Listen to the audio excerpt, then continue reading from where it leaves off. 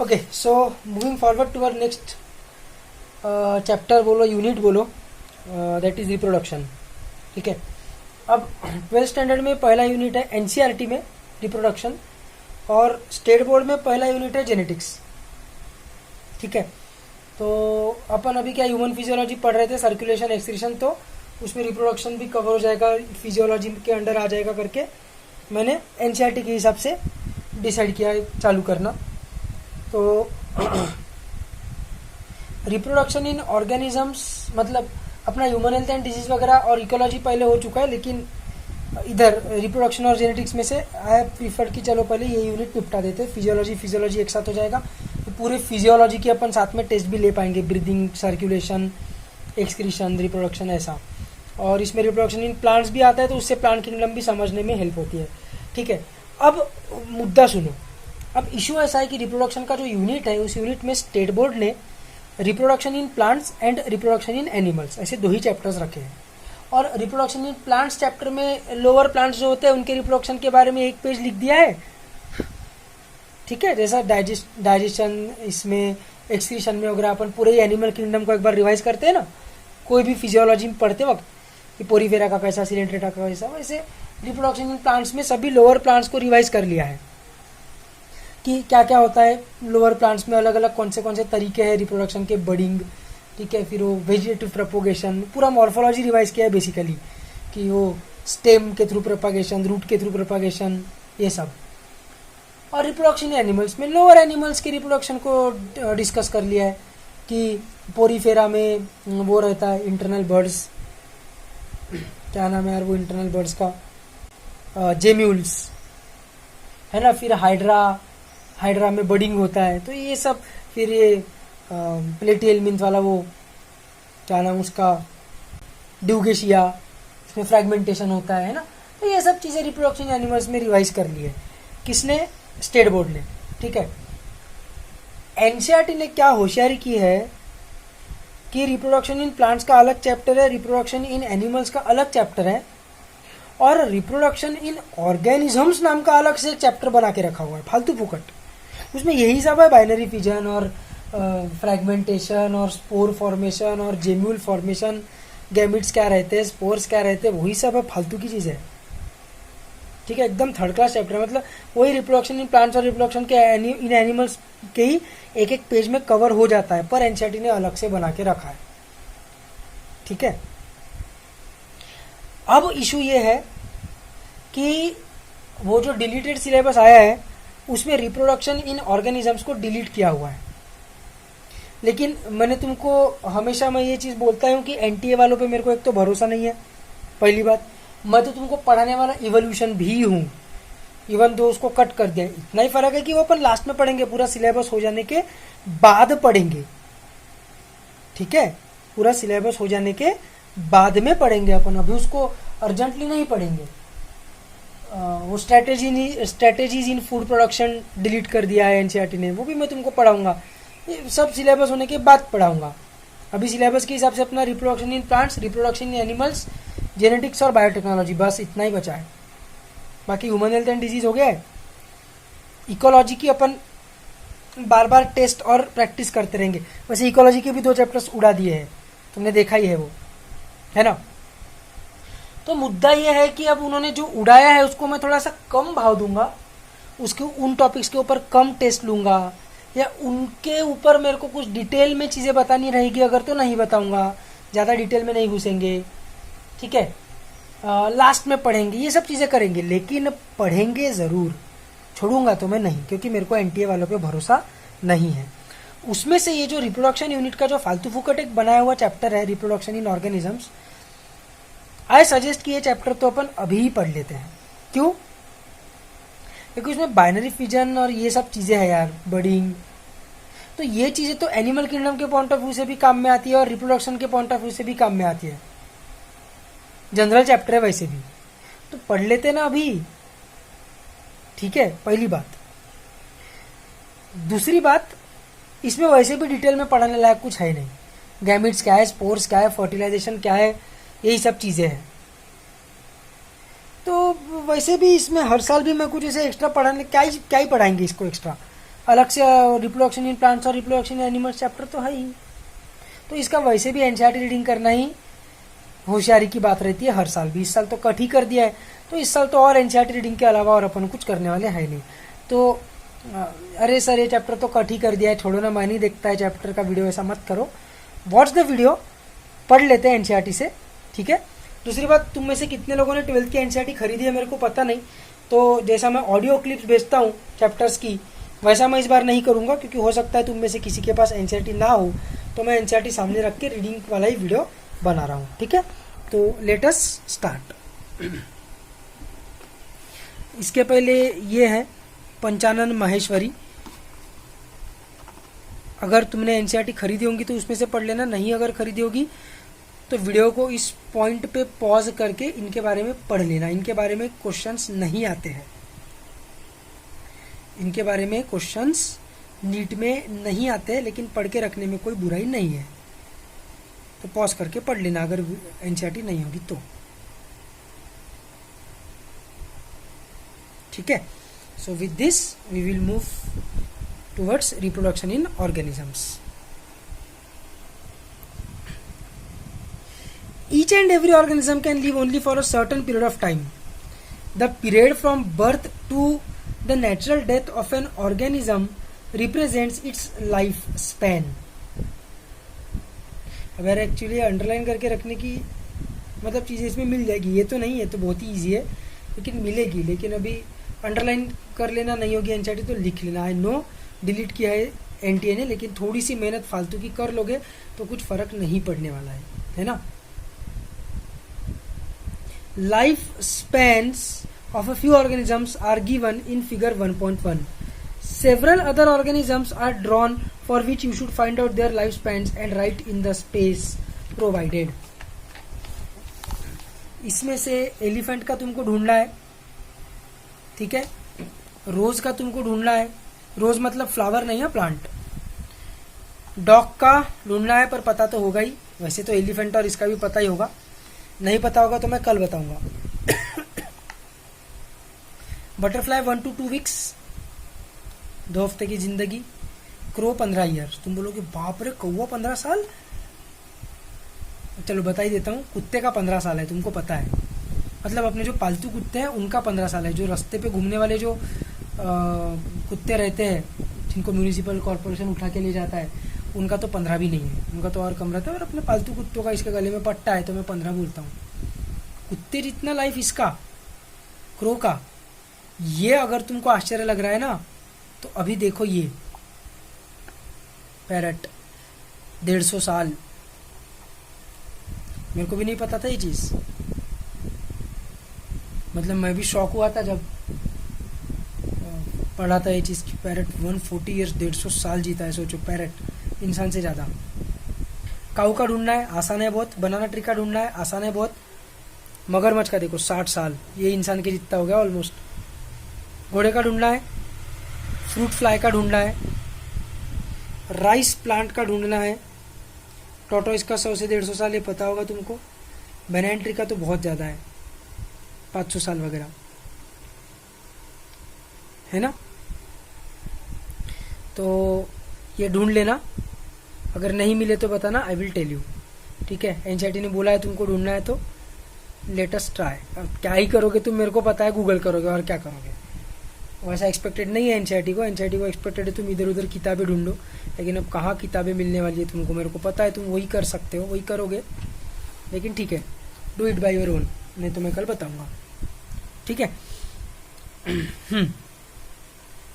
Isn't it both interesting and intriguing to note that it may be as short as a few days, जैसे butterfly 2 हफ्ता, और as long as a few thousand years, जैसे banyan tree. मैंने तो भी 500 साल बोला, पर तुमको पता है बोध गया नाम की एक जगह है बिहार में। इट इज़ बिलीव कि उसके नीचे बैठ के गौतम बुद्ध मेडिटेशन किया करते थे।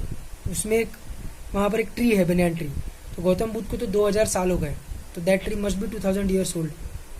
सच है झूठ है क्या पता, लेकिन 2-2000 साल भी बनाना ट्री जीते हैं, मतलब इट हैज बीन रिकॉर्डेड, ठीक है।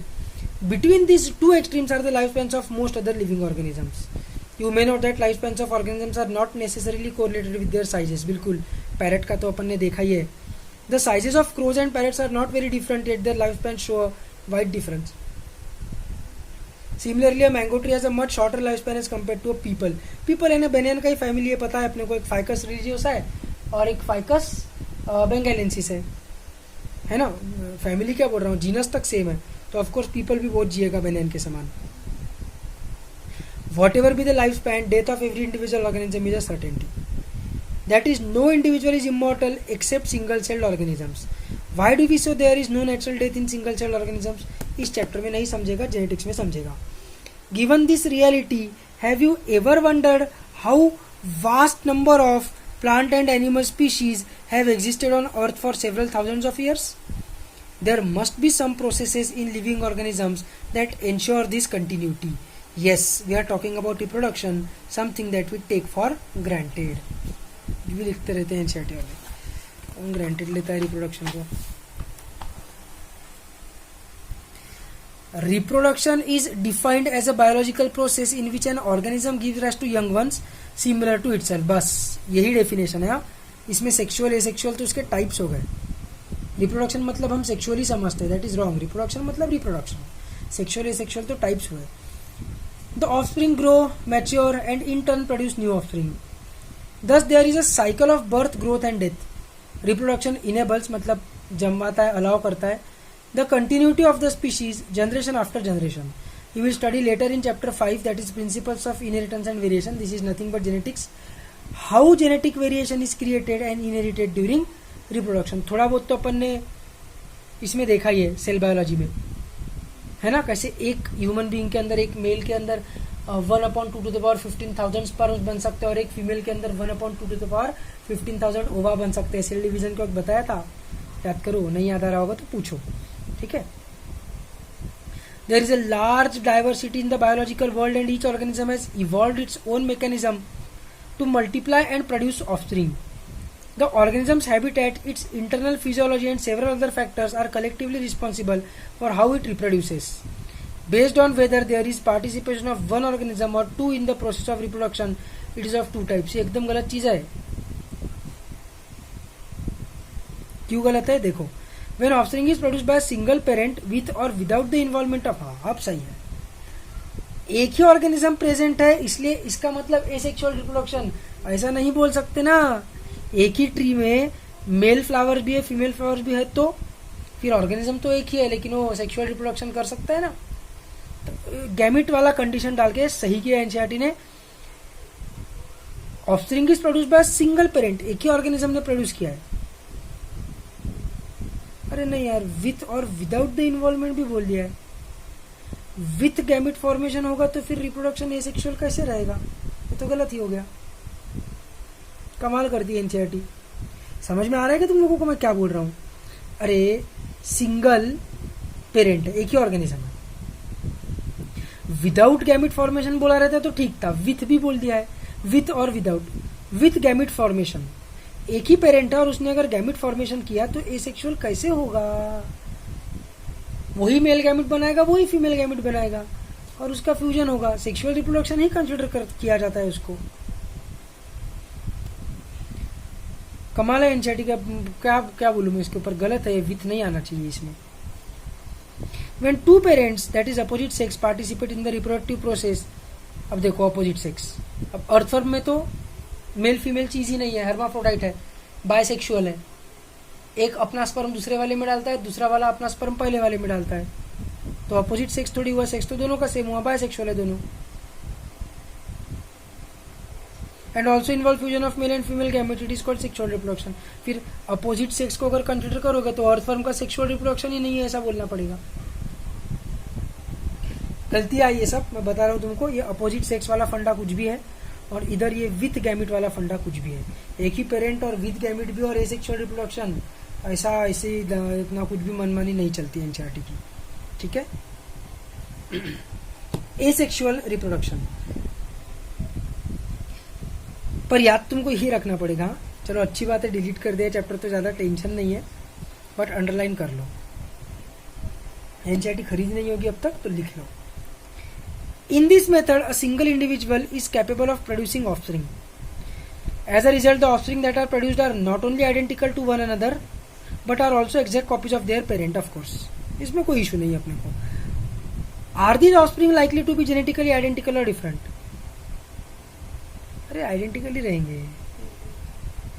The term clone is used to describe such morphological and genetically similar individuals. Clone को रैमेट भी बोलते हैं, RAMET. ये एनसीईआरटी में ही पढ़ा हुआ है मैंने ये चीज़, शायद आगे वाले पेज में होगा, या फिर मुझे कुछ कन्फ्यूजन हो रहा होगा, मैंने कहीं और पढ़ा होगा. लिख लेना, आगे होगा तो दिक्कत नहीं है, नहीं होगा तो भी लिख लो. Clone is also called as ramet, RAMET. ठीक है. तो एसेक्सुअल रिप्रोडक्शन के दो तरीकों का डायग्राम इधर दिया है. ये बाइनरी फिजन है सीधा सीधा.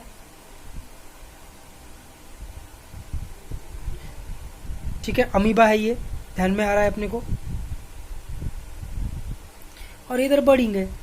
बर्ड बना हुआ, बर्ड बड़ा हुआ, बर्ड सेपरेट हुआ, और बर्ड से नया ऑर्गेनिज्म तैयार हो गया.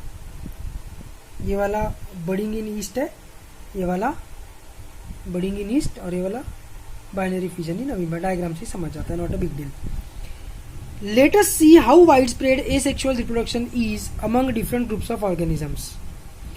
Asexual reproduction is common among single-celled organisms and in plants and animals with relatively simple organizations. है ना, ये एनिमल विथ सिंपल ऑर्गेनाइजेशन. वैसे प्रोटिस्टा है, चलो इसको पकड़ लो, अपने पोरीफेरा को पकड़ लो, ठीक है, प्लेटिहेल्मिन्थ्स को पकड़ लो, उसमें है ना फ्रेगमेंटेशन. एसेक्सुअल रिप्रोडक्शन ही हुआ. प्लांट्स में तो खैर अच्छे बड़े बड़े प्लांट्स में भी होता है.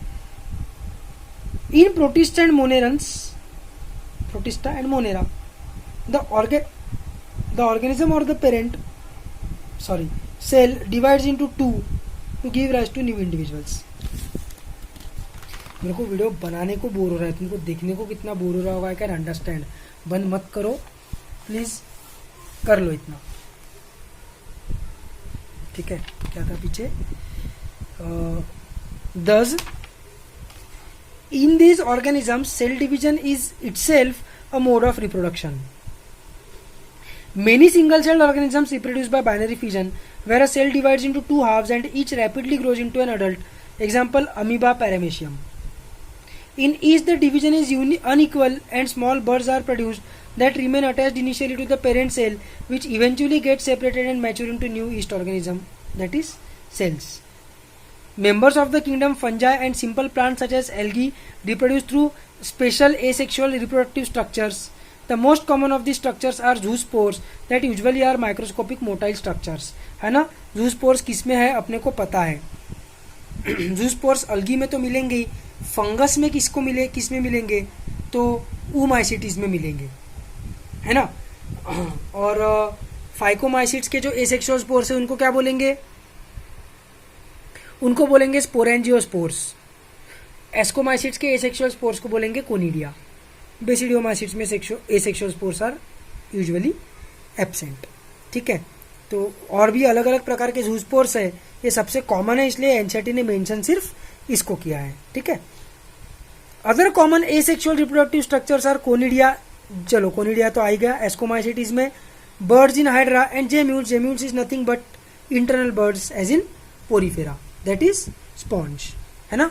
इन सब चीजों के डायग्राम भी देख लेते हैं एक बार. ए वाला है zoospores of chlamydomonas, algae as well as oomycetes. दोनों में अपने को जूस्पोर्स मिलेंगे. जू क्यों? ये फ्लैजिला इसके ऊपर लोकोमोशन हो रहा है. बी वाला डायग्राम है कोनिडिया ऑफ पेनिसिलियम. बी वाला डायग्राम है conidia of Penicillium. Penicillium again ascomycete, क्योंकि लैब में काम करता है ना. तो ये कोनिडियोफोर्स है जिसके ऊपर कोनिडिया प्रेजेंट रहेगा, और ये एक्चुअल स्पोर्स है जिनका नाम है कोनिडिया. सिंपल चीज है. कोनिडा लिखा है वहां पर, कोनिडिया चाहिए वहां पर. फिर ये हाइड्रा का बर्ड, ये हाइड्रा के टेंटाकल सिलेंट्रेटा, सिंपल चीज है. और ये जेम्यूल, जेम्यूल इन स्पॉन्ज, इंटरनल बर्ड्स. ठीक है. Not a big deal at all. Next मुद्दा अच्छा उठाया है एनसीईआरटी ने। You have learn about vegetative reproduction in plants in class 11th। पढ़ा है तुम लोगों ने मॉर्फोलॉजी में, है ना, ऑफसेट, रनर, पोटैटो का ट्यूबर, बराबर है, सब पढ़ा है अपन ने 11th में। अब एनसीईआरटी मस्त क्वेश्चन पूछती है कि what do you think, is vegetative reproduction also a type of asexual reproduction? Why do you say so? Is the term clone applicable to the offspring form by vegetative reproduction? अब मेरे को पूछोगे तो मैं तो बोलूंगा हाँ, वेजिटेटिव रिप्रोडक्शन एसेक्सुअल रिप्रोडक्शन का ही एक फॉर्म है। ठीक है, मतलब ठीक है, उसमें यार स्पोर्स नहीं है, मानता हूं मैं, स्पोर्स नहीं है, या ऐसे कोनिडिया और क्या क्या चीजें हैं, तो ठीक है, ये सब जू स्पोर्स, ऐसी सब चीजें नहीं है, आई अग्री। लेकिन जेनेटिकली तो सिमिलर ही रहेगा ना। तो ऑर्गेनिजम्स, एक प्लांट है, उसका जीनोटाइप मतलब उसका जेनेटिक कॉन्स्टिट्यूशन इमेजिन करो कि capital T small T, capital R small R, capital A small L, capital P small P, capital Q small S, ऐसा होगा। समझ में आ रहा है ना क्या चल रहा है ये? कैपिटल टी स्मॉल टी मतलब उस प्लांट को अपने फादर से कैपिटल टी मिला, मदर से स्मॉल टी मिला, या वाइस वर्सा, जो भी है, एक पेरेंट से कैपिटल टी, एक पेरेंट से स्मॉल टी। स्मॉल एस मतलब एस वाली जो जीन है उसको अपने एक पेरेंट से स्मॉल एस वाला अलील मिला और दूसरे पेरेंट से अगेन स्मॉल एस वाला ही अलील मिला। ऐसा कुछ जीन्स के लिए वो होमोजाइगस रहेगा, मतलब सेम अलील्स, और कुछ जीन्स के लिए वो प्लांट्स या कोई भी ऑर्गेनिज्म हेट्रोजाइगस रहेगा, कोई भी डिप्लॉयड ऑर्गेनिज्म। ठीक है, कि एक अलील दूसरा मिला, दूसरा उसी जीन का दूसरा अलील जो है वो अलग टाइप का मिला, ऐसा। तो पूरा ऐसे अपन जैसे ह्यूमन बीइंग में 25,000 जीन्स है, पूरे 25,000 जीन्स के लिए कौन से जीन का फादर से कौन सा अलील मिला, मदर से कौन सा अलील मिला, इसका पूरा अपन टेबल बना सकते हैं। उसको बोलेंगे उस ऑर्गेनिज्म का जीनोटाइप, जेनेटिक कॉन्स्टिट्यूशन की जेनेटिकली वो कैसा है। ठीक है, अब एक पेड़ है, पौधा है, उसका जो भी जेनेटिक कॉन्स्टिट्यूशन है, उसमें जो भी सेल्स रहेंगे वो माइटोसिस से बनेंगे, वही क्रोमोसोम्स मल्टीप्लाई होके पहले इंटू 2 होके फिर डिवाइडेड बाय 2 होने वाले हैं, वही क्रोमोसोम्स हर एक सेल में प्रेजेंट रहने वाला है। तो उसके हर एक सेल का जेनेटिक कॉन्स्टिट्यूशन तो सेम ही रहेगा ना भाई साहब, क्या?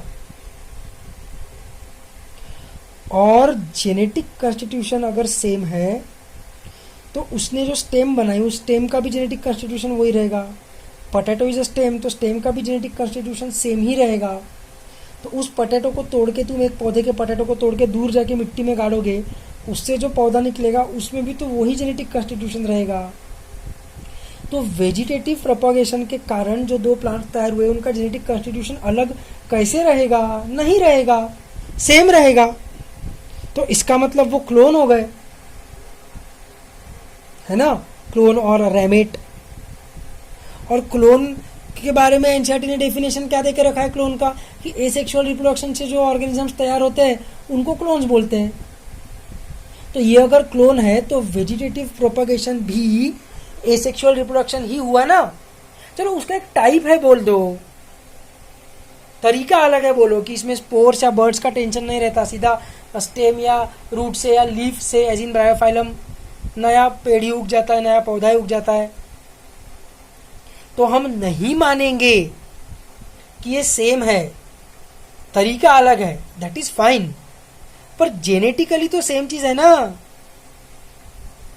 जेनेटिकली तो सेम चीज है ना, बराबर। लेकिन एनसीईआरटी ने वेजिटेटिव प्रोपगेशन को एसेक्सुअल रिप्रोडक्शन से अलग बोला है, ठीक है। बाकी साइंटिफिकली स्पीकिंग मैं तो नहीं मानता कि वो अलग है।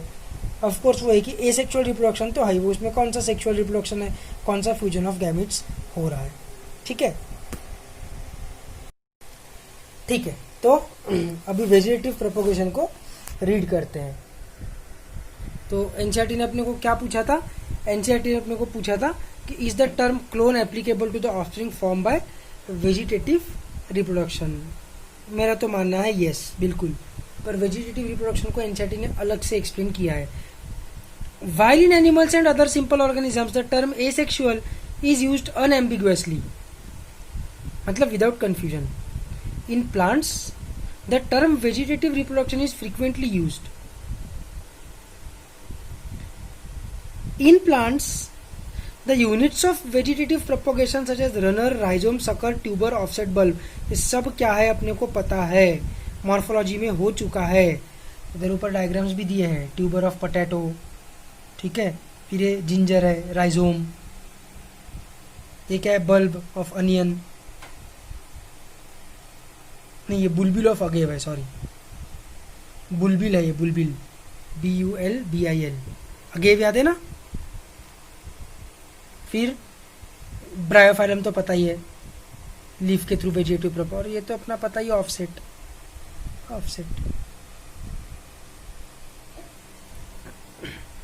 ठीक है।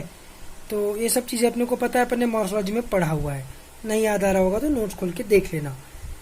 तो are all capable of giving rise to new offspring, these structures are called vegetative propagules. Obviously, since the formation of these structures does not involve two parents, the process involved is asexual.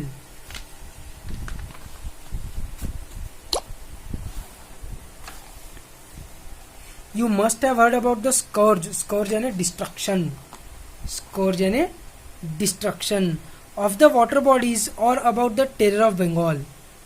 This is nothing but the aquatic plant water hyacinth, which is one of the most invasive यानी attack करने वाला weeds found growing wherever there is standing water. It drains oxygen from the water, which leads to death of fishes. We will learn more about it in chapter 13 and 14, that is ecology. अपन ने already पढ़ा हुआ है. You may find it interesting to know that this plant was introduced in India because of its beautiful flowers and shapes of leaves. Since it can propagate vegetatively at a phenomenal rate and spread all over the water body in a short period of time, it is very difficult to get rid of them. उनकी मुसीबत से बचना बहुत ही difficult है. Are you aware how plants like potato, sugarcane, banana, ginger, dahlia are cultivated?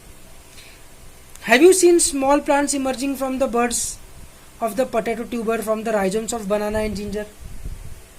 When you carefully try to determine the site of origin of the new plantlets in the plants listed above, you will notice that they invariably arise from the nodes present in the modified stems of these plants.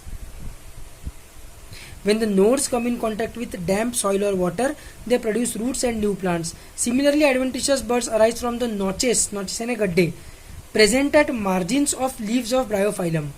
This ability is fully exploited by gardeners and farmers for commercial propagation of such plants. It is interesting to note that asexual reproduction is the common method of reproduction in organisms that have a relatively simple organization. इसको note कर लेंगे इस चीज को कि asexual reproduction सबसे common method है किन में, जिनका ऑर्गेनाइजेशन सिंपल रहता है, सेल्यूलर लेवल या tissue level, like algae, fungi, and that they shift to sexual method of reproduction just before the onset of adverse conditions. Find out how sexual reproduction enables these organisms to survive during unfavorable conditions.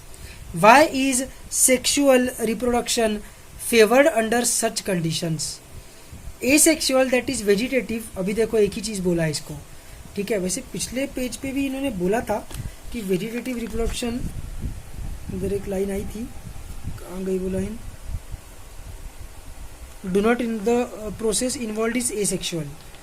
लेकिन यार बहुत सारे MCQs ऐसे रहते हैं जिसमें ना vegetative propagation को अलग कंसिडर किया जाता है एसेक्सुअल रिप्रोडक्शन से, तो ना थोड़ा सा संभल के रहो, ठीक है। एमसीक्यूज के वक्त अच्छी बात है एनटीए ने निकाल दिया इस चैप्टर को, झंझट नहीं है, लेकिन एनटीए पे अपने को भरोसा भी नहीं है, तो थोड़ा सा संभल के रहना इस चीज को लेकर। Asexual as well as sexual modes of reproduction are exhibited by the higher plants. On the other hand, only sexual mode of reproduction is present in most of the animals बोला है, ठीक है। क्योंकि एनिमल्स में, plants में कैसा angiosperms भी अगर रहे तो भी लेवल ऑफ ऑर्गेनाइजेशन क्या ही है उसका, कॉम्प्लेक्स टिश्यू, जाइलम फ्लोएम, बस उसके आगे तो कुछ भी नहीं है ना प्लांट्स में। ऑर्गन्स एज सच है ही नहीं ना। तो और एनसीईआरटी ने अभी बोला है कि जितना सिंपल ऑर्गेनाइजेशन उतना ही एसेक्सुअल रिप्रोडक्शन मिलने के चांसेस ज़्यादा। इसलिए और प्लांट्स एनिमल्स में क्या है, लोअर एनिमल्स को अगर छोड़ दिया तो एनिमल्स आर मोस्टली कॉर्डेट्स तो पूरे एकदम अच्छे ही है। Even organ system level of organisation प्लेटियलमिन से ही तो चालू हो जाता है। कुछ कुछ में ऑर्गन रहता है, कुछ कुछ में ऑर्गन सिस्टम रहता है, और एस्केलमिंथस से तो फिर पूरा ही ऑर्गन सिस्टम है ना। तो मोस्टली अपने को एनिमल्स में सेक्सुअल रिप्रोडक्शन मिलेगा।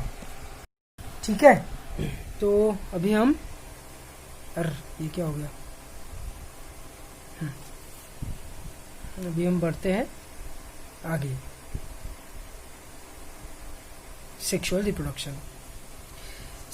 Reproduction involves formation of the mail and female gametes either by the same individual, ये देखो, और by different individuals of the opposite sex. क्या चल रहा है यार इनका, एक पेज पे अलग, अगले पेज पे अलग। याद है ना, ऐसा कुछ डिस्कस किया था मैंने अभी पिछले पेज पे कि गैमिट फॉर्मेशन हो गया अगर, तो एक इंडिविजुअल रहे या दो रहे, वो सेक्सुअल रिप्रोडक्शन ही रहेगा। एसेक्सुअल में विथ और विदाउट गैमिट्स बोल के रखा था, हो गया, यहाँ पर पलट गई चीज। एक ही इंडिविजुअल में कंसिडर किया तो भी चलता बोलते, मतलब गैमिट्स आया तो सेक्सुअल रिप्रोडक्शन ही है ना। एक इंडिविजुअल रहे या दो रहे, तो उधर विदाउट गैमिट्स ही रहना चाहिए, विथ गैमिट्स कंसिडर नहीं कर सकते। These gametes fuse to form the zygote which develops to form the new organism. It is an elaborate, complex and slow process as compared to asexual reproduction. Because of the fusion of male and female gametes, sexual reproduction results in offspring that are not identical to the parents or amongst themselves. A study of diverse organisms, plants, animals or fungi show that though they differ so greatly in external morphology, internal structure and physiology, when it comes to sexual mode of reproduction, surprisingly they share a similar pattern. Let us first discuss what features are common to these diverse organisms. क्योंकि तुम बोलोगे sir कहाँ pattern same है, वो fungi में तो डाइकैरोटाइजेशन होता है और उसमें माइटोसिस से गैमेट्स बनते हैं, अपने में मियोसिस से गैमेट्स बनते हैं। अरे वो सब की बात नहीं कर रहा है, वो बेसिक पैटर्न सेम है। अपन मियोसिस से गैमेट्स बनाते हैं, लेकिन फिर अपन है भी तो डिप्लॉइड, इसलिए अपन मियोसिस से गैमेट्स बनाकर उसको फ्यूज करवाते हैं। फंजाई है भी तो हैप्लॉइड, इसलिए सीधा माइटोसिस से गैमेट्स बना देते हैं और फिर गैमेट्स फ्यूज करवा के जाइगोट बनवाते हैं। जाइगोट मतलब वही डाइकैरियन। अब वो जाइगोट ग्रो नहीं हो सकता है, इसलिए फिर उसमें जाइगोट मियोसिस करता है, जाइगोटिक मियोसिस, और स्पोर्स बनाता है जो ग्रो होते हैं एडल्ट फंगस में, हैप्लॉन्टिक लाइफ साइकिल। पर मियोसिस और फ्यूजन ऑफ गैमेट्स से कॉमन है कि नहीं, उस चीज की वो बात कर रहा है। ठीक है, इसके अलावा और भी कुछ कॉमन चीजें let us see. All organisms have to reach a certain stage of growth and maturity in their life before they can reproduce sexually. The period of growth is called the juvenile phase. Juvenile है ना बचपन। It is known as vegetative phase in plants. Vegetative reproduction से इसका कोई लेना देना नहीं है। जब तक फ्लावरिंग नहीं हुआ तब तक अपन उसको बोलेंगे vegetative phase. This phase is of variable durations in different organisms. The end of juvenile or vegetative phase, which marks the beginning of the reproductive phase, can be seen easily in the higher plants when they come to flower. ठीक है, higher मतलब angiosperm, gymnosperm सा। How long does it take for marigold, rice, wheat, coconut, mango plants to come to flower? In some plants, mango plants को naturally अगर बोलोगे तो 8 साल लग जाते हैं। मैंगो का प्लांट ग्रो होने के बाद उसको ट्री में कन्वर्ट होकर फ्लावरिंग होने के लिए 8 साल वगैरह लगते हैं नेचर में। लेकिन अभी जो जेनेटिकली इंजीनियर्ड प्लांट्स मिलते हैं उनको तुम लगाओ तो अगले ही साल, भले ही 4-5 ही मैंगो लगेंगे, लेकिन मैंगो जरूर लग जाते हैं एक ही साल में। तो वो तो अपन ने आर्टिफिशियली बनाया है, वैसा वो अलग चीज है। ठीक है, in some plants where flowering occurs more than once, what would you call the interflowering period? Juvenile और मैच्योर। इसका आंसर नहीं दिया एनसीईआरटी ने, और बहुत टेंशन वाली चीज है वो। फ्लावरिंग के पहले का पीरियड जुवेनाइल है ना। अब जिसमें जैसे मैंगो ट्री जनवरी महीने में आया फ्लावर, फिर अगले साल जनवरी में फिर से आया, बीच में उसको नो फ्लावर, तो बीच का जो टाइम है उसको क्या बोलोगे, जुवेनाइल की मैच्योर, ऑफ कोर्स मैच्योर बोलेंगे, क्योंकि पेड़ अभी मैच्योर हो चुका है, उसका सीजन नहीं है, वो अलग चीज है। Observe a few trees in your area. Do they flower during the same month year after year? Yes. Why do you think the availability of fruits like mango, apple, jackfruit, furnace is seasonal? Are there some plants that flower throughout the year? Yes. And some other that show seasonal flowering? बिल्कुल। Plants, the annual and biennial types. Annual मतलब साल में एक ही बार आने वाले, biennial मतलब साल में 2 बार फ्लावर आने वाले। Show clear cut vegetative, reproductive and senescence. Senescence यानी बूढ़ा होना, पता है अपने को, phases. But in the perennial species, it is very difficult to clearly define these phases. A few plants exhibit unusual flowering phenomenon.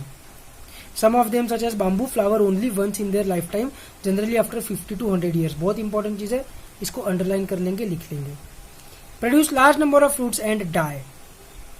ठीक है, इंपॉर्टेंट क्यों है? जिंदगी में एक ही बार इसको फ्लावरिंग आ रहा है, तो ऐसे प्लांट्स को बोलते हैं मोनोकार्पिक प्लांट्स। बहुत इंपॉर्टेंट है रे, बहुत इंपॉर्टेंट है। ये चैप्टर निकाल दिया इसलिए लाइटली मत लो, भावनाओं को समझो, बहुत इंपॉर्टेंट है। क्योंकि मोनोकार्पिक के साथ मोनोकार्पेलरी कितना कन्फ्यूज होगा। मोनोकार्पेलरी जो अपन ने मॉर्फोलॉजी में देखा था फ्लावर के अंदर, एक ही ओवरी अगर है उसमें तो उसको अपन मोनोकार्पेलरी फ्लावर बोलते थे। मोनोकार्पेलरी, बायकार्पेलरी, जैसे फैबेसी मोनोकार्पेलरी है, G1 लिखते हैं अपन। सोलेनेसी बायकार्पेलरी है, G2 लिखते हैं। लिलिएसी ट्राइकार्पेलरी है, मल्टी कार्पेलरी ओवरी रहती है ना, वो अलग चीज है। कार्पेलरी अलग चीज है और कार्पिक अलग चीज है। मोनोकार्पिक मतलब एक ही बार फ्लावर होने वाला जिंदगी में, और मोनोकार्पेलरी मतलब एक ही ओवरी रहना फ्लावर में। कितनी अलग चीजें हैं दोनों, है ना। वीडियो देखने वाले सोच रहे होंगे क्या सर मॉर्फोलॉजी भी तो हटा ही दिया है सिलेबस में से, क्या ही करना है हमको।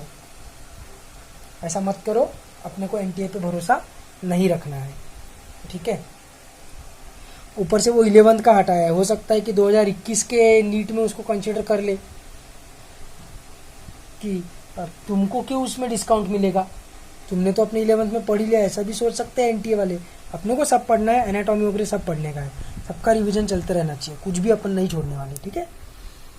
Anyways, another plant, Strobilanthes kunthiana, that is Nilakuranji, flowers once in 12 years. As many of you would be knowing that this plant flowered during September-October 2006. +12, 18, अब भी 2 साल पहले उगा था ये। केरला में मिलता है, हमारा प्लान भी था जाने का, स्टूडेंट्स का, मतलब वो पूरे बैच का, रैंकर वाली, कि हम लोग जाएंगे और नीलकुरंजी देख कर आएंगे। पूरे पहाड़ भरे रहते हैं, पहाड़ पे नीलकुरंजी के पेड़ रहते हैं और पूरे पहाड़ के पहाड़ कलरफुल हो जाते हैं। 12 साल में एक बार, गजब चीजें सोचो, ठीक है। अभी वो डायरेक्टली 2030 में उगेंगे। It's mass flowering transformed large tracts of hilly areas, देखो, in Kerala, Karnataka and Tamil Nadu into blue stretches and attracted a large number of tourists. In animals, the juvenile phase is followed by morphological and physiological changes prior to active reproductive behavior. The reproductive phase is also of variable duration in different organisms. बिल्कुल। Can you list the changes seen in human beings that are indicative of reproductive maturity? Of course, males में beard and mustache आना, broadening of pectoral girdle, cracking of voice. Females में development of breasts, broadening of pelvic girdle, menstrual cycle, है ना। आसान चीज है। ऊपर से अपन रिप्रोडक्शन एनिमल्स में ये सब देखने वाले हैं। Among animals, for example, birds, do they lay eggs all through the year, or is it a seasonal phenomenon? What about other animals like frogs and lizards? You will notice that birds living in nature lay eggs only seasonally.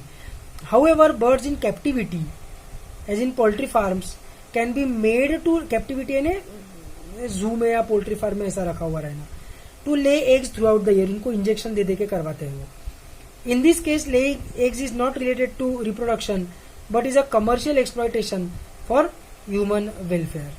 Humans के लिए उसको exploit करते हैं commercially, पैसे के लिए। The females of placental mammals, मतलब mammals, maximum mammals are placental, है ना। कुछ एग लेंगे जैसे ornithorhynchus also called as platypus, और कुछ वो है मार्सुपियल जैसे कैंगरू, बाकी के प्लेसेंटल।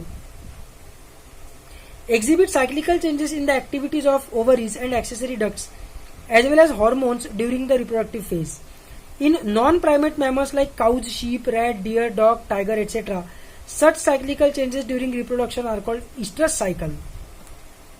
Whereas in primates पता ही है तुमको, order Primata, like monkeys, apes and humans,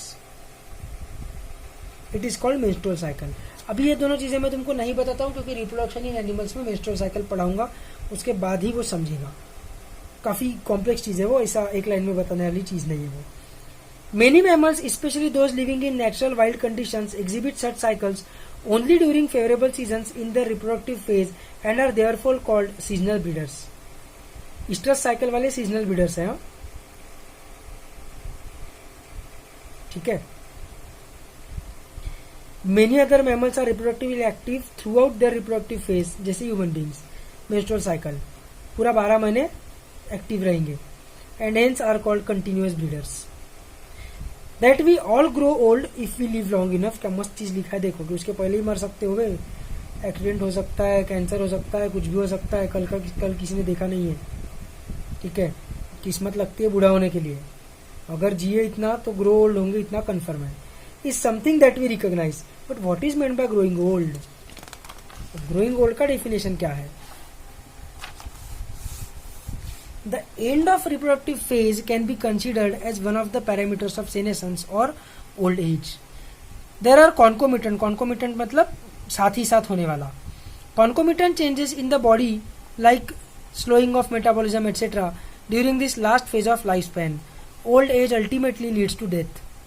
In both plants and animals, hormones are responsible for the transitions between the three phases.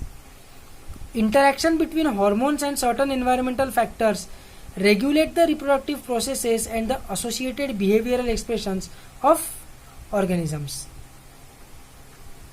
Events in sexual reproduction. After attainment of maturity, all sexually reproducing organisms exhibit events and processes that have remarkable fundamental similarity, even though the structures associated with sexual reproduction are indeed very different. The events of sexual reproduction, though elaborate and complex, follow a regular sequence. Sexual reproduction is characterized by the fusion of the male and female gametes, the formation of zygote and embryogenesis. For convenience, these sequential events may be grouped into three distinct stages, namely the pre-fertilization, fertilization, and the post-fertilization events. Pre-fertilization events. Fertilization के पहले. These include all the events of sexual reproduction prior to the fusion of gametes. The two main pre-fertilization events are gametogenesis and gamete transfer. पहले तो gamete तैयार करो और फिर mail or female gamete को transfer करके एक दूसरे के कांटेक्ट में लाओ. तो पहले आएगा gametogenesis. As you are already aware, gametogenesis refers to the process of formation of the two types of gametes, male and female. Gametes are haploid cells. In some algae, the two gametes are so similar in appearance that it is not possible to categorize them into male and female gametes. इसको अपन आइसोगैमिट बोलते हैं, है ना, याद है ना, isogamy, अनआइसोगैमी, oogamy, plant kingdom में पढ़ा हुआ है, ठीक है. They are hence called homogametes or isogametes.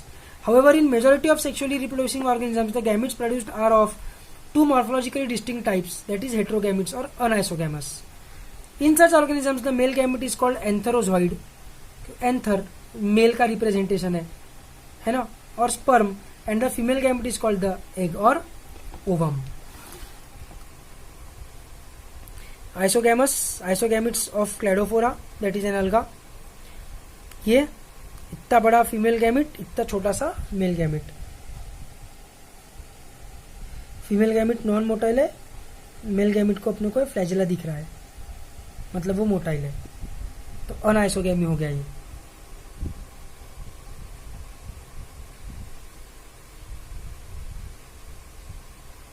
यार. पर फिर तो ऊगैमी हो जाएगा. अनआइसोगैमी में दोनों भी नॉन मोटाइल रहने चाहिए. ये फ्लैजेला नहीं होगा, कुछ और होगा फिर वो,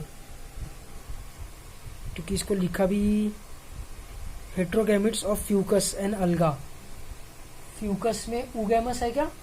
oogamous wallbox Fucus, yes, Fucus में ऊगैमस है, मतलब ये ऊगैमी की बात कर रहा है। याद आ रहा है कि नहीं प्लांट किंगडम? तो मतलब ये फ्लैजेलम ही है, नो प्रॉब्लम। और ये किसका डायग्राम है? ये अपने मेल ह्यूमन बींग्स का है। हेट्रोगैमिट्स ऑफ होमोसेपियंस, ये ओवम इमोटाइल, और ये जो मेल वाला गैमिट है मतलब स्पर्म, उसको फ्लैजेलम है, तो ये मोटाइल है, लोकोमोशन कर सकता है। ठीक है, मेल्स में अपन ऊगैमस अनआइसोगैमस, मतलब ह्यूमंस में अपन ऊगैमस अनआइसोगैमस ऐसा कोई टर्म वैसे भी यूज करते नहीं है।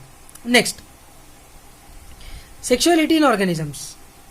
Sexual reproduction in organisms generally involves the fusion of gametes from two different individuals, but this is not always true. From your recollection of examples studied in class 11, can you identify cases where self fertilization is observed? बिल्कुल, plant kingdom animal kingdom दोनों में मिल जाएंगे। Of course, citing such example in plants is easy. Plants may have both male and female reproductive structures in the same plant, तो plant bisexual रहेगा, और on different plants तो plant unisexual रहेगा। In several fungi and plants terms such as homothallic and monoecious are used to denote the bisexual condition, and heterothallic and dioecious are the terms used to describe unisexual condition. इसका reason क्या है मैंने तुमको बताया हुआ है ना, कि किसी प्लांट के ऊपर मेल और फीमेल फ्लावर्स है, मेल फ्लावर्स अलग फीमेल फ्लावर्स अलग, तो वो प्लांट, वो स्पीशीज, वो ऑर्गेनिज्म तो बाइसेक्सुअल हो गया, लेकिन उसका फ्लावर तो यूनिसेक्सुअल है ना, तो इसलिए बाइसेक्सुअल प्लांट बोलने से अच्छा हम बोलते हैं मोनोइशियस, कि मतलब एक ही ऑर्गेनिज्म से सेक्सुअल रिप्रोडक्शन हो जाएगा। मोनो मतलब एक, इशियस मतलब organism.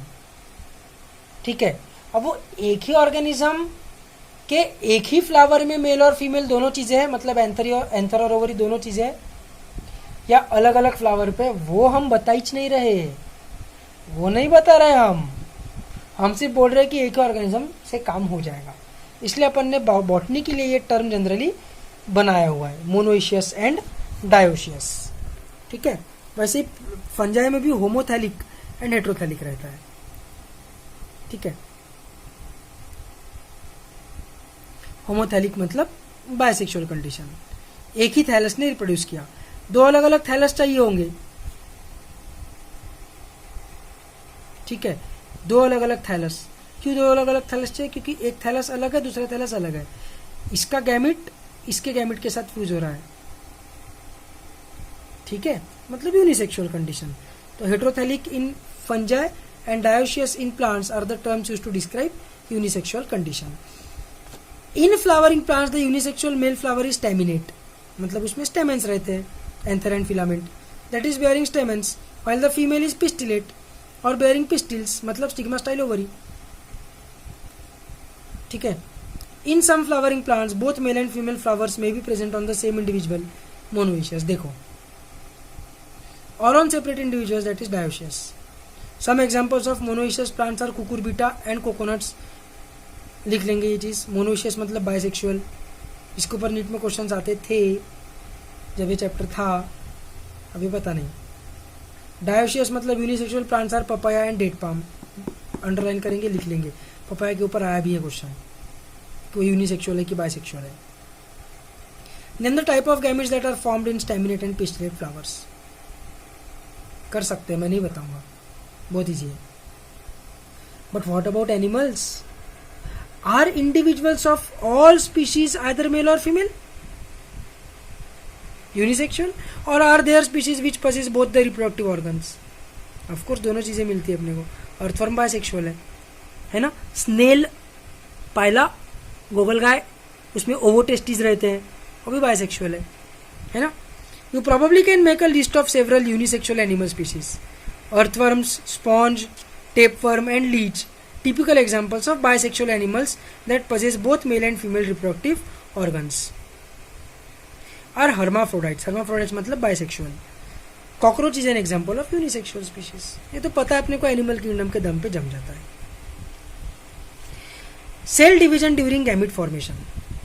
Gametes in all heterogametic species are of two types, namely male and female. Gametes are haploid, though the parent plant body from which they arise may be either haploid और diploid. Fungus में भी gametes बनेंगे, Thallophyta में भी बनेंगे, humans में भी बनेंगे। A haploid parent produces gametes by mitosis. Does this mean that meiosis never occurs in organisms that are haploid? बिल्कुल नहीं। मैंने अभी स्टार्टिंग में थोड़ी देर पहले बोला ना, उनमें क्या हो जाएगा, अब उनके पास मजबूरी है, उनको गैमेट्स माइटोसिस से ही बनाने पड़ेंगे। वो माइटोसिस से गैमेट्स बनाएंगे, ठीक है, और उसके बाद वो गैमेट्स में जो कि जायगोट बनेगा। अब जायगोट तो ग्रो नहीं हो सकता क्योंकि स्पीशीज हैप्लॉइड है, तो वो जायगोट को मियोसिस करना पड़ेगा।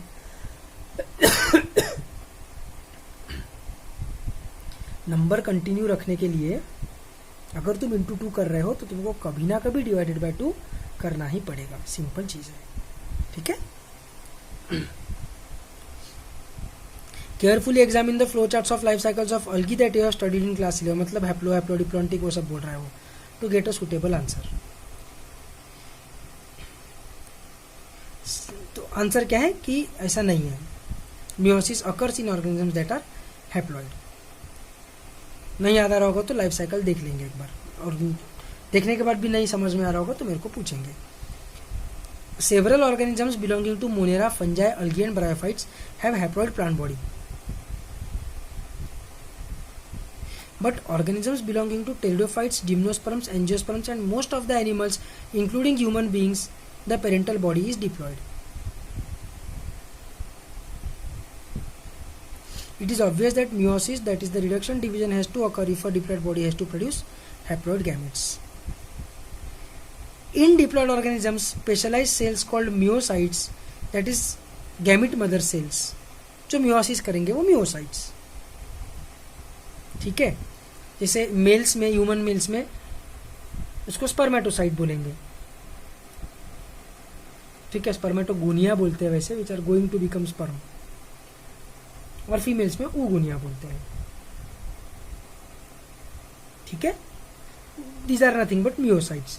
प्लांट्स के केस की बात करोगे तो पोलन ग्रेन क्या बोल रहा हूँ, एंथर के अंदर के सेल्स, या ओवरी में जो न्यूसेलस की सेल्स है, वो न्यूसेलस में से एक सेल को सिलेक्ट किया जाएगा, बोला जाएगा कि चल रहे तू मियोसिस कर, है ना, तो वो न्यूसेलस का वो सेल है मियोसाइट हो गया, ऐसा। They undergo meiosis. At the end of meiosis only one set of chromosomes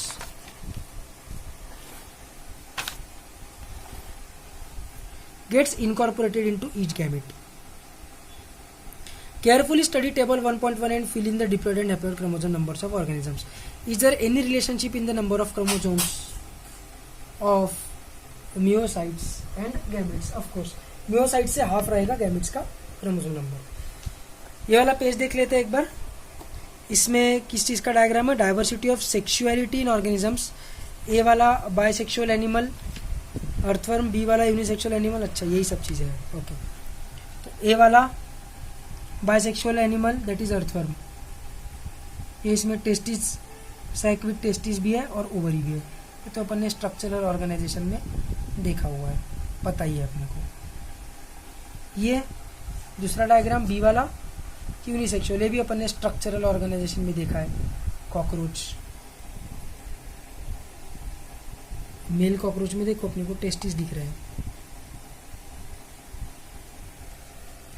female cockroach में ओवरी दिख रही है, कुछ नहीं, वो ये स्ट्रक्चरल ऑर्गेनाइजेशन वाला ही ये छापा हुआ है डायग्राम, है ना। सी वाला डायग्राम इंपॉर्टेंट है, मोनोइशियस, मोनोइशियस मतलब बायसेक्सुअल, कैरा। तो इसमें देखो ये oogonia है जो फीमेल सेक्स ऑर्गन है, और एंथ्रीडियम है जो मेल सेक्स ऑर्गन है, एक ही प्लांट के ऊपर प्रेजेंट है। देखो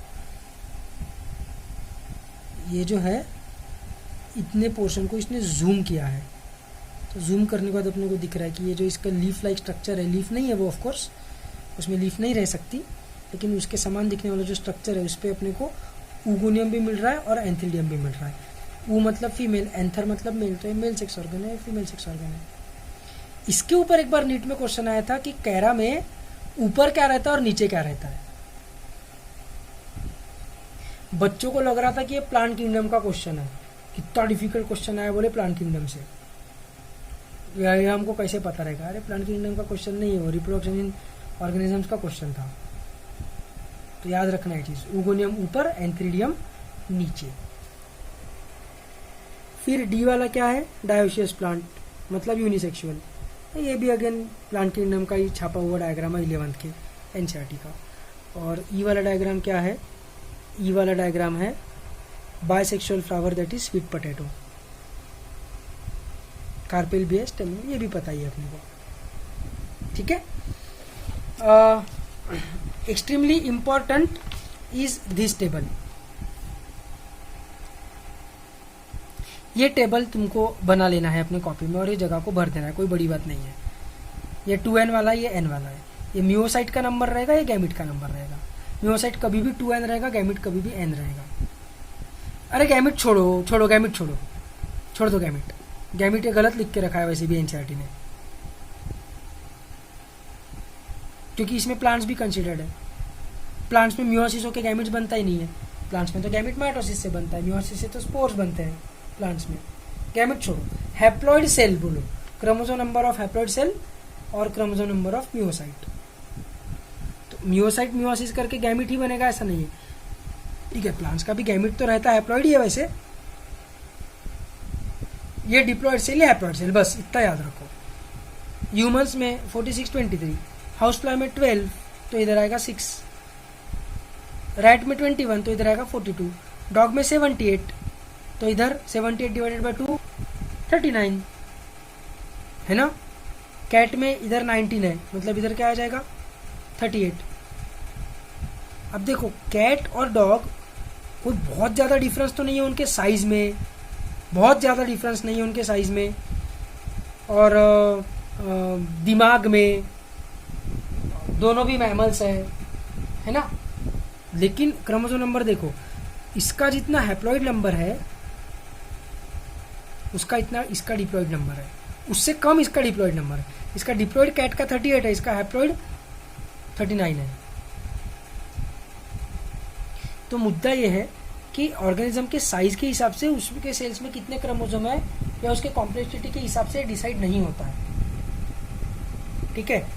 एक किसी स्पीशीज में कितना हैप्लॉइड कंटेंट है डीएनए का, उसको अपन बोलते हैं जीनोम, बराबर। उस जीनोम के लिए एक और टर्म है दैट इज सी वैल्यू, कि टोटल कितना डीएनए है, उसको बोलते हैं C value. C for cat. तो एक सी वैल्यू पैराडॉक्स नाम की चीज रहती है। सी वैल्यू पैराडॉक्स है ना, अपोजिंग आइडिया है ना, कि जो सी वैल्यू है मतलब कितना डीएनए है किसी स्पीशीज के सेल में, ये चीज डिपेंड नहीं करती उसके साइज या कॉम्प्लेक्सिटी के ऊपर। ऐसा नहीं होना चाहिए ना, कॉम्प्लेक्सिटी जितनी ज्यादा उतना ज्यादा क्रोमोसोम नंबर रहना चाहिए। सबसे ज्यादा कॉम्प्लेक्स ये है ह्यूमन बीइंग, इसमें 46 ही डिप्लॉइड, डॉग में 78 डिप्लॉइड। अरे डॉग छोड़ो, पोटैटो देखो, पोटैटो तो मतलब बेवकूफ़ी का सिंबल है, दिमाग में आलू भरे है क्या अपन बोलते हैं। उसमें 48 क्रोमोसोम से डिप्लॉइड, हैप्लॉइड 24 है, डिप्लॉइड 48, क्या दिमाग लगाना है उसमें, अपना 46 है। पोटैटो जैसे चिल्लर चीज में अपने से ज्यादा क्रोमोसोम है, 2 क्रोमोसोम ज्यादा। तो पैराडॉक्स हुआ कि नहीं, इसको बोलते हैं सी वैल्यू पैराडॉक्स, ठीक है। इसमें सबसे इंपॉर्टेंट तो है ये ऑफियोग्लोसम, एक फर्न है, इसका डिप्लॉइड नंबर कितना है देखो 1260। कितनी बड़ी बात होती है, 1260 डिप्लॉइड नंबर है उसका क्रोमोसोम्स का। कहाँ 46, कहाँ 1260 है ना। सी वैल्यू पैराडॉक्स, ये इंपॉर्टेंट है। अच्छा, दूसरा अनियन जो है उसका ना अलग अलग एनसीईआरटी में अलग अलग दिया रहता है। मेरे एनसीईआरटी में इसका हैप्लॉइड नंबर 16 दिया है तो डिप्लॉइड 32 रहेगा। कुछ कुछ एनसीईआरटीज मैंने देखी है जिसमें कुछ और ही प्रिंटेड रहता है, तो वैसा अगर दिखा तो देख लेना, ठीक है। उसके बाद आता है गैमेट ट्रांसफर। गैमेट ट्रांसफर के बाद आता है फर्टिलाइजेशन, ठीक है। फिर जाइगोट और फिर एम्ब्रियोजेनेसिस, कि जाइगोट से एम्ब्रियो कैसे बनता है, जाइगोट से एम्ब्रियो कैसे बनता है, ठीक है। मेरे को ना पढ़ने के लिए बहुत ही ज़्यादा बोर हो रहा है अभी, मैं और नहीं पढ़ सकता। तुम लोगों को देखने के लिए भी बोर हो रहा होगा, तो मैं अभी रोक देता हूँ, ठीक है। लगे तो मैं इसको ऐसा ये कर लेता हूँ तुम पढ़ लेना लगे तो इसमें न समझने लायक कुछ भी नहीं है। ऊपर से इसमें जो चीज़ें दी हुई है वो मैं जैसे पॉलिनेशन वगैरह रिप्रोडक्शन इन प्लांट्स में पढ़ाऊंगा ही।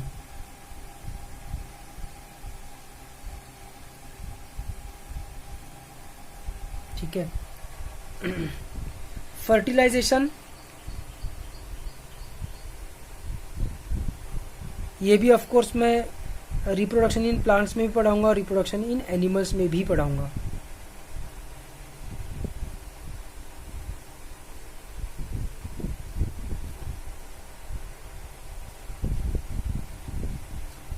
ठीक है। और नहीं सहन हो रहा है मेरे से ये पढ़ना। क्लास में तो भी कैसे तो भी हो जाता है ये चैप्टर पढ़ के, क्योंकि सब लोग रहते हैं।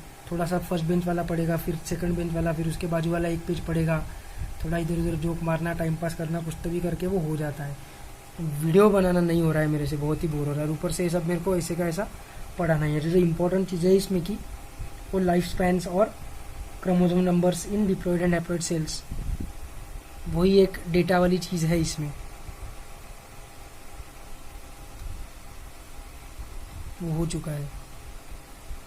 एम्ब्रियोजेनेसिस तो सिलेबस में हाई भी नहीं वैसे रिप्रोडक्शन एनिमल्स के, लेकिन मैं पढ़ाता हूँ।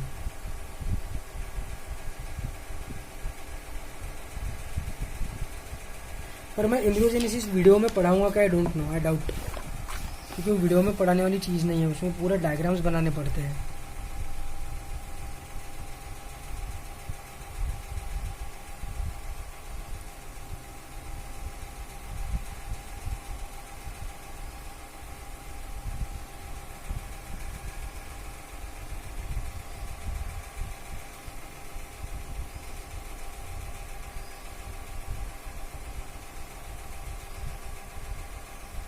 ठीक है, तो रुकते हैं यहाँ पर। कल से रिप्रोडक्शन प्लांट्स चालू करेंगे। ठीक है, जिसको पढ़ना होगा ये रिप्रोडक्शन ऑर्गेनिजम्स पढ़ लो कंप्लीट। वैसे इसमें कुछ नया तुमको मिलेगा नहीं, जो भी दिया है वो जनरल चीज़ें ही दी है। अभी जो अलग अलग चीज़ें थी, आड़ी टेढ़ी चीज़ें थी, जैसे ये हो गया, जैसे ये हो गया, यही मेन चीज़ें है इसमें। तो ये सब तो अपना कवर हो चुका है। बाकी गैमेटोजेनेसिस वगैरह भी अपन पढ़ेंगे ही। ठीक है, with this I will stop here. ये टेबल भर लेना, किसी एनिमल का या प्लांट का नहीं मिला तो मेरे को बताने का। ठीक है, गुड बाय।